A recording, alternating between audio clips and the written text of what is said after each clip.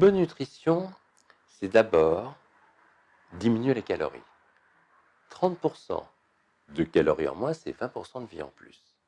Alors, moi, j'ai quelque chose que j'aime beaucoup, c'est le jeûne séquentiel. Qu'est-ce que c'est? Pendant 14 heures, s'il n'y a pas de contre-indication du médecin traitant, bien sûr, on arrête de manger. Mais on boit de l'eau, du thé, des tisanes, un petit peu de café, sans sucre et sans édulcorant. À chaque seconde, on produit 20 millions de cellules pour remplacer nos cellules usées ou mortes. Et le problème, c'est que plus on avance en âge, plus le risque d'erreur de copie augmente, qui peut donner lieu à des cancers, par exemple. Et bien, quand on fait ce jeûne, on renforce son ADN, on fait moins d'erreurs de copie.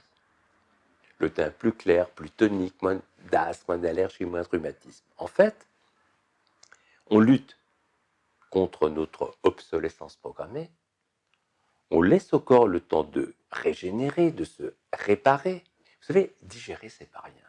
C'est faire travailler près d'une dizaine d'organes. Le foie, les reins, des hormones, des enzymes. C'est une usine. Il faut la laisser reposer. L'histoire de 2, 3, 4 repas par jour, c'est récent. Pendant des siècles, c'était 1 ou 2 repas maximum. On ne sait pas gérer. Vous savez, aujourd'hui en France, on ne meurt pas de carence, on ne meurt pas de faim, mais on meurt beaucoup d'excès. Toutes les religions du monde, depuis le début de l'humanité, parlent du jeûne comme un message du fond de la nuit des temps. En fait, on réactive une mémoire biologique ancienne. Moi, je vous propose une chose, faites l'essai.